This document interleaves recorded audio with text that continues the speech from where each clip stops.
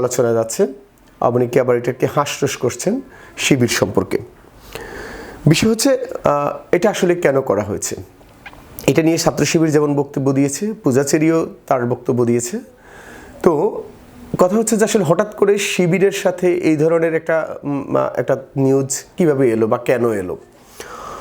গত 5 আগস্টের পর থেকে ছাত্র শিবিরের বিষয়ে যেটা হয়েছে যে ছাত্র শিবির সম্পর্কে আগে যে ধরনের তথ্য সন্ত্রাস ছিল, যে অপপ্রচার ছাত্র শিবিরের ব্যাপারে করা হতো, সেই সকল দিক থেকে ছাত্র শিবির কিন্তু নিজেদেরকে অনন্য এক উচ্চতায় নিয়ে যেতে সক্ষম হয়েছে। বিশেষ করে তাদের যেই একাডেমিক কার্যক্রমে তাদের যে ডাইনামিক ভূমিকা, 24-এর যে আন্দোলন, সেই আন্দোলনে তাদের যেই অংশগ্রহণ থেকে শুরু করে সেই আন্দোলনকে সর্বজনীন এবং সকল মানুষের কাছে একটা গ্রহণযোগ্য সহ বিভিন্ন বিষয়ে ছাত্র শিবির কাজ করছে। তার আমরা দেখেছি যে গত কদিন আগে 24-এর আন্দোলনের উপরে তারা লিখন প্রতিযোগিতা করেছে সারা দেশে। এরপরে জাতীয় জাদুঘরে তারা এটার প্রামাণ্য চিত্র অনুষ্ঠান করেছে, যাতে করে এই 24-এর চেতনাকে ছড়িয়ে দেওয়া যায়।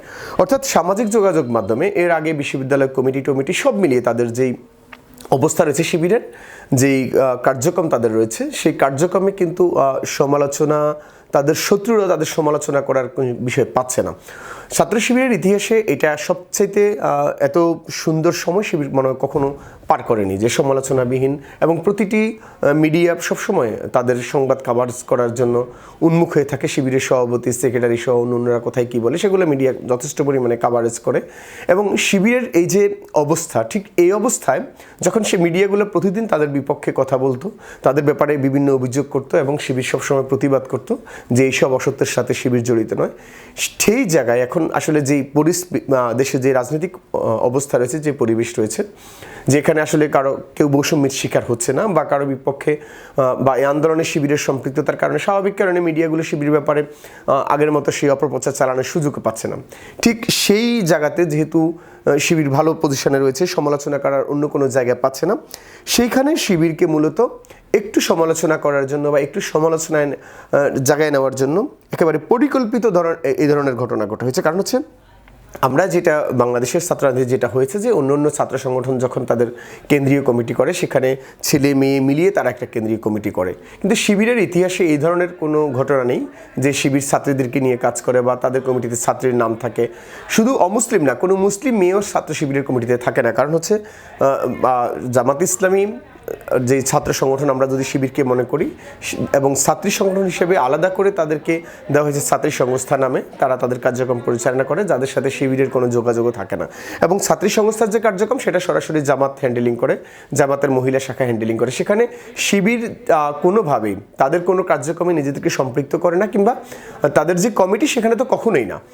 তাহলে শুধুমাত্র আসলে এই ধরনের কার্যক্রমের যেটা মূল উদ্দেশ্য, শিবিরের সভাপতি যেটা বলেছেন যে তাদেরকে আসলে আদর্শিকভাবে মোকাবেলা করার যে চেষ্টা, সেটা ব্যর্থ হয়ে মূলত যুগে যুগে যেটা হয়েছে যে সত্য ন্যায়ের আন্দোলনকে বাধাগ্রস্ত করতেই এরকম মিথ্যা প্রচারণা করছে বিরোধীরা। এবং যেই ফ্যাড তৈরি করা হয়েছে সেটাও শিবিরের ফ্যাডের মতো দেখতে গেলে সেটা শিবিরের অফিসিয়াল কোনো প্যাড না, বরঞ্চ এখানে শিবিরের যে আইন এবং মানবাধিকার সম্পাদকের জায়গায় পূজাচেরির নাম দেওয়া হয়েছে, এটা তিনি বলেছেন এবং তিনি প্রতিবাদ করেছেন।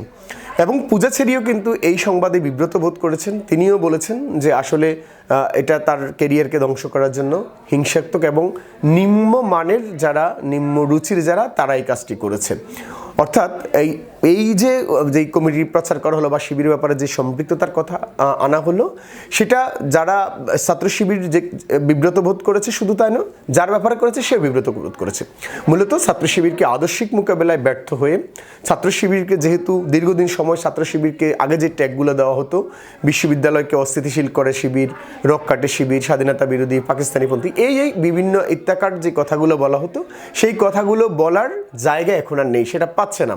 অর্থাৎ শিবিরকে আদর্শিক এখন আর কেউ আসলে অপপ্রচার দিয়ে নয়, এবং আদর্শিক যে যুদ্ধ, সেই যুদ্ধে মোকাবেলা করতে ব্যর্থ হয়েই মূলত আসলে এই ধরনের প্রচারণা করা হচ্ছে। ধন্যবাদ সবাইকে, ভালো থাকবেন, আসসালামু আলাইকুম।